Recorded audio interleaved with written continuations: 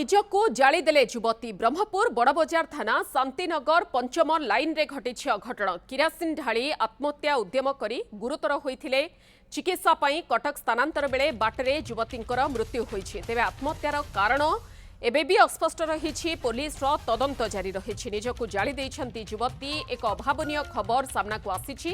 କିଛି ଦିନର ବ୍ୟବଧାନ ପରେ ପୁଣି ଏକ ଘଟଣାର ଦୃଶ୍ୟ ସାମ୍ନାକୁ ଆସିଛି। ବ୍ରହ୍ମପୁର ବଡ଼ବଜାର ଥାନା ଶାନ୍ତିନଗର ପଞ୍ଚମ ଲାଇନରେ ଘଟିଛି ଅଘଟଣ। କିରୋସିନ ଢାଳି ଆତ୍ମହତ୍ୟା ଉଦ୍ୟମ କରି ଗୁରୁତର ହୋଇଥିଲେ ଚିକିତ୍ସା ପାଇଁ କଟକ ସ୍ଥାନାନ୍ତର ବେଳେ ବାଟରେ ଯୁବତୀଙ୍କର ମୃତ୍ୟୁ ହୋଇଛି। କିନ୍ତୁ ଏପର୍ଯ୍ୟନ୍ତ କାରଣ ଅସ୍ପଷ୍ଟ। ए संपर्क में अधिक सूचना देवाई ब्रह्मपुर ब्यूरो चीफ सुरजित पंडा आम सहित रहुछंती। सुरजित, वर्तमान सुधा किछि अधिक सूचना मिल पारिलानी?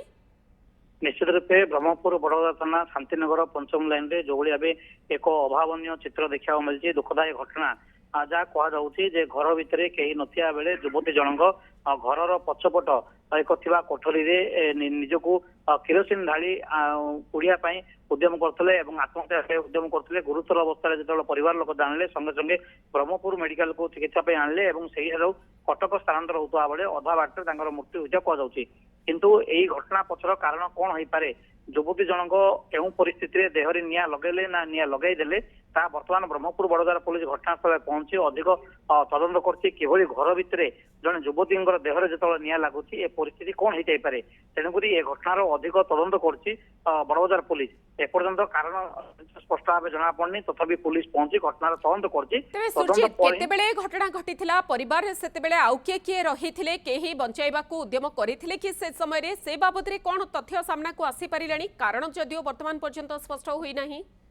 देखो पारिपार्श्विक परिस्थिति पुलिस जमी प्राथमिक तदंत कर घर भितर कहीं नथिला बेले घर पछपट एक कोठर जाइए निया लगई जितेबाला परिवार लोक जानले संगे संगे उद्धार करते बचाई चेष्टा करते गुरुतर अवस्था ब्रह्मपुर बड़ मेडिकल नहीं भर्ती करते परवर्ती समय जेहेतु शरीर अधिकांश अंश पड़ जाइला तेणु कटक को शिफ्ट करते स्थानांतरित करते अधा बाटे मृत्यु कहुच्छी। किंतु जड़े युवती जनक घर भितर जो भाई निया लगी पोड़ी गुरुतर बा परवर्ती समय मृत्यु कर निश्चित रूपे स्थानीय अंचल सह खेली घटना अधिक दुखदायक रोचे। देखो पूर्वर आउ एक घटना सामना को आसला जमी निमखंडी थाना अंचल जड़े बहित महिला से अवस्था करते। किंतु प्रश्न उठी कहीं बारंबार यही भाव एक घटना घटुच्च महिला हो कि युवती हो कहीं एक चरम पदक्षेप नौ चिंताजनक।